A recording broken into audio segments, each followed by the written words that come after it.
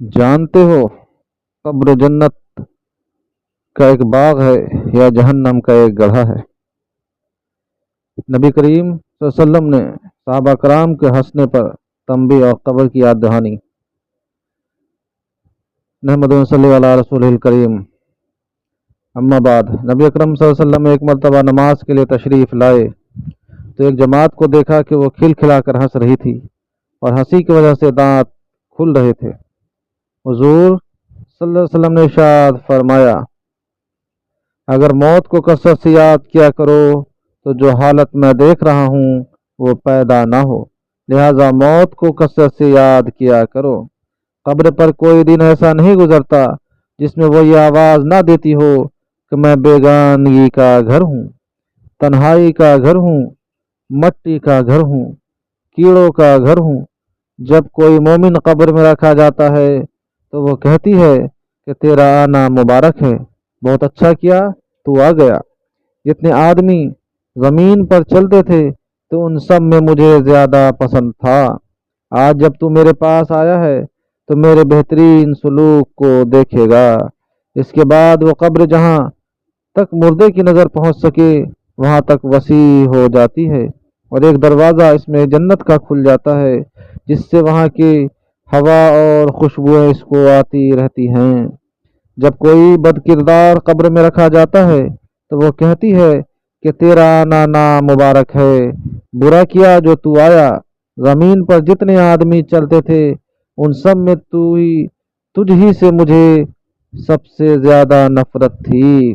آج جب تو میرے حوالے ہوا ہے تو تم میرے برتاؤ کو بھی دیکھ لے گا۔ اس کے بعد وہ اس طرح سے اس کو دباتی ہے کہ پسلیاں آپس میں ایک دوسرے میں گھس جاتی ہیں، اور 70 اژدہے اس پر ایسے مسلط ہو جاتے ہیں کہ اگر ایک بھی زمین پر پھنکار مارے تو اس کے اثر سے زمین پر گھاس تک باقی نہ رہے، اور اس کو قیامت تک ڈستے رہتے ہیں۔ اس کے بعد حضور صلی اللہ علیہ وسلم نے ارشاد فرمایا کہ قبر یا جنت کا ایک باغ ہے یا جہنم کا ایک گڑھا ہے۔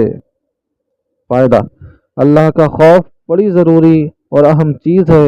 یہی وجہ ہے کہ حضور اقدس صلی اللہ علیہ وسلم اکثر کسی گہری سوچ میں رہتے تھے، اور موت کا یاد کرنا اس کے لیے مفید ہے۔ اس لیے حضور اقدس صلی اللہ علیہ وسلم نے یہ نسخہ ارشاد فرمایا، کبھی کبھی موت کو یاد کرتے رہنا بہت ہی ضروری اور مفید ہے۔ حضرت حنظلہ رضی اللہ عنہ کو اپنے متعلق نفاق کا ڈر۔ حضرت حنظلہ رضی اللہ عنہ کہتے ہیں کہ ایک مرتبہ ہم لوگ حضور اقدس صلی اللہ علیہ وسلم کی مجلس میں تھے۔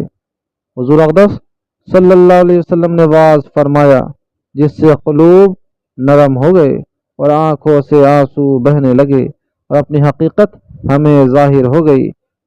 حضور اقدس صلی اللہ علیہ وسلم کی مجلس سے اٹھ کر میں گھر آیا، بیوی بچے پاس آ گئے اور کچھ دنیا کا ذکر تذکرہ شروع ہو گیا، اور بچوں کے ساتھ ہنسنا بولنا، بیوی کے ساتھ مذاق شروع ہو گیا، اور وہ حالت جاتی رہی جو حضور صلی اللہ علیہ وسلم کی مجلس میں تھی۔ دفتن خیال آیا کہ میں پہلے سے کسی حال میں تھا، اب کیا ہو گیا؟ میں نے اپنے دل میں کہا کہ تو منافق ہو گیا کہ ظاہر میں حضور اقدس صلی اللہ علیہ وسلم کے سامنے تو وہ حال تھا، اور اب گھر میں آ کر یہ حالت ہو گئی۔ میں اس پر افسوس اور رنج کرتا ہوا اور یہ کہتا ہوا گھر سے نکلا کہ حنظلہ تو منافق ہو گیا۔ سامنے سے حضرت ابوبکر صدیق رضی اللہ عنہ تشریف لا رہے تھے۔ میں نے ان سے عرض کیا کہ حنظلہ تو منافق ہو گیا۔ وہ یہ سن کر فرمانے لگے کہ سبحان اللہ، کیا کہہ رہے ہیں؟ ہرگز نہیں۔ میں نے صورت بیان کی کہ ہم لوگ جب حضور صلی اللہ علیہ وسلم کی خدمت میں ہوتے ہیں اور حضور صلی اللہ علیہ وسلم دوزخ اور جنت کا ذکر فرماتے ہیں تو ہم لوگ ایسے ہو جاتے ہیں گویا وہ دونوں ہمارے سامنے ہیں، اور جب حضور اقدس صلی اللہ علیہ وسلم کے پاس سے آ جاتے ہیں تو بیوی بچوں اور جائیداد وغیرہ کے دھندوں میں پھنس کر اس کو بھول جاتے ہیں۔ حضرت ابوبکر صدیق رضی اللہ عنہ نے فرمایا، یہ بات تو ہم کو بھی پیش آتی ہے، اس لیے دونوں حضور صلی اللہ علیہ وسلم کی خدمت میں حاضر ہوئے اور جا کر حنظلہ رضی اللہ عنہ نے عرض کیا کہ یا رسول اللہ، میں تو منافق ہو گیا۔ حضور صلی اللہ علیہ وسلم نے فرمایا کیا بات ہوئی؟ حنظلہ رضی اللہ عنہ نے عرض کیا کہ جب ہم لوگ آپ کی خدمت میں حاضر ہوتے ہیں اور آپ جنت دوزخ کا ذکر فرماتے ہیں تب تو ہم ایسے ہو جاتے ہیں کہ گویا وہ ہمارے سامنے ہیں، لیکن جب خدمت اقدس سے چلے جاتے ہیں تو جا کر بیوی بچوں اور گھر باہر کے دھندوں میں لگ کر بھول جاتے ہیں۔ حضور صلی اللہ علیہ وسلم نے ارشاد فرمایا کہ اس ذات کی قسم جس کے قبضہ میں میری جان ہے، اگر تمہارا ہر وقت وہی حال رہے جیسا میرے سامنے ہوتا ہے تو فرشتے تمہارے بستروں پر اور راستوں میں مسافہ کرنے لگیں، لیکن حنظلہ بات یہ ہے کہ گاہے گاہے گاہے گاہے۔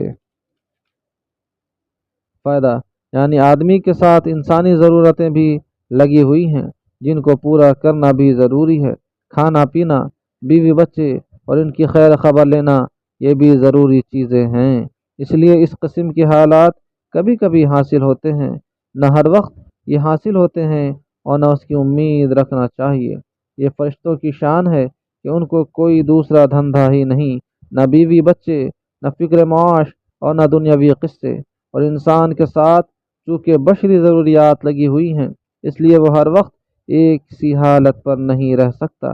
لیکن غور کی بات یہ ہے کہ صحابہ کرام رضی اللہ عنہ کو اپنے دین کی کتنی فکر تھی کہ ذرا سی بات سے کہ حضور صلی اللہ علیہ وسلم کے سامنے جو حالت ہماری ہوتی ہے وہ بعد میں نہیں رہتی، اس سے اپنے منافق ہونے کا ان کو فکر ہو گیا۔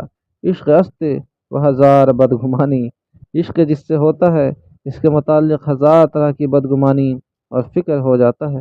بیٹے سے محبت ہو اور وہ کہیں سفر میں چلا جائے پھر دیکھیے ہر وقت خیر خیریت کی خبر کا فکر رہتا ہے، اور جو یہ بھی معلوم ہو جائے کہ وہاں طاعون ہے یا فساد ہو گیا پھر خدا جانے کتنے خطوط اور تار پہنچیں گے۔ اللہ تعالی ہم لوگ کہنے سننے سے زیادہ عمل کی توفیق عطا فرمائے۔